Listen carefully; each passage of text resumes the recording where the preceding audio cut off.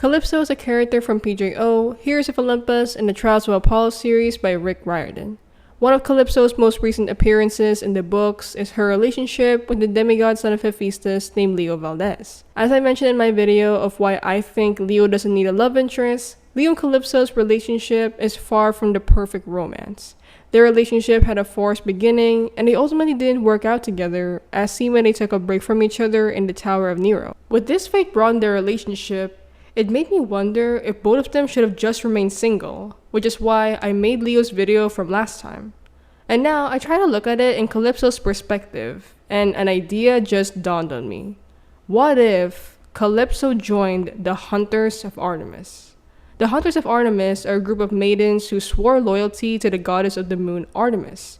As the name Hunters suggests, they hunt and live eternally unless killed off in battle. With this, I ended up liking the thought of Calypso joining the Hunters, and in this video, I'll be expanding on this idea. As expected, there will be spoilers, so you've been warned. And with that, let's get started. Reason number 1. Calypso's curse on Ogygia. One of the most prominent parts of Calypso's character is the curse the gods placed on her island Ogygia. But why was she cursed in the first place? As a formerly immortal titaness, Calypso was alive for centuries, and she witnessed the first Titan War. As a titan herself, she sided with her people, but they lost. In punishment for working against the gods, Calypso was placed in isolation in Ogygia. She would spend the next centuries there, and the only visitors she would get were male demigods who she would fall in love with.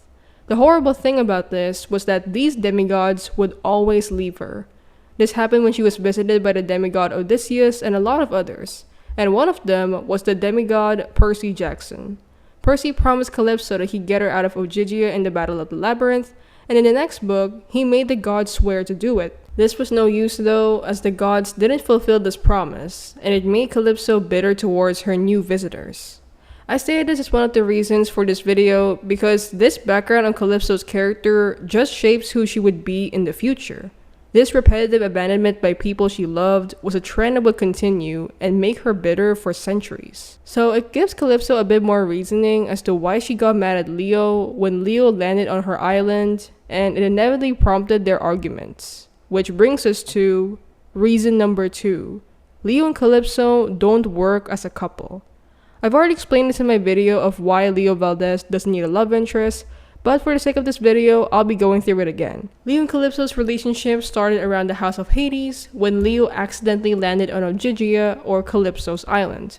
After that, they just started arguing and they didn't really get along until they managed to fall in love and get together by the end of the Blood of Olympus. From this moment, their relationship faced stress from traveling and constant danger on their journey to Camp Hapled, which strained their relationship and prompted issues between the two of them. Though they tried to support each other throughout the journey, the damage had already been done, and they decided to formally take a break from each other in the Tower of Nero. With all of this, it's safe to say that Calypso and Leo's relationship didn't work well. And in the same book of the Tower of Nero, we even hear Calypso enjoyed being a normal teenager without Leo, which shows that being single made her happier, and honestly, I think I understand why. If you think about Calypso's background that I mentioned earlier, you'd feel a bit more sympathy for her. She was abandoned by men she loved multiple times, and all she wanted was someone who would stay and get her out of that island. She almost got that from Leo, and I have a huge hunch that she thought that he was the answer to all her wishes. However, seeing her happy while single and exploring new opportunities as a mortal teenager, I think her wishes have changed.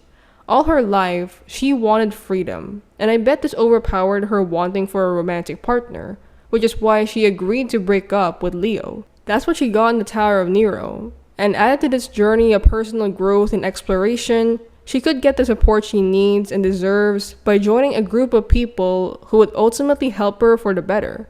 Which brings us to reason number 3. Calypso joining the Hunters would be much more helpful for her than romance. Having the constant fate of people leaving you for someone else is exhausting, and Calypso needs a break from that. She almost got this promise of forever with Leo when he took her out of that island, but obviously it didn't work out well. Now that Calypso is in this moment of working on herself and searching for new experiences, I would want her to join the Hunters to give her a supportive environment and make friendships that would last lifetimes. Though it might be hard to swear off men forever, given her history with men constantly breaking her heart, Calypso would be all the more persuaded to join the Hunters. I mean, part of her punishment in Ogygia was that she would fall in love with every guy who appeared on her island. So joining the Hunters would stop that fate and give her so much more freedom. Also, wouldn't it be poetic if Calypso, a daughter of Atlas, joins the Hunters in replace of her half-sister Zoe Nightshade?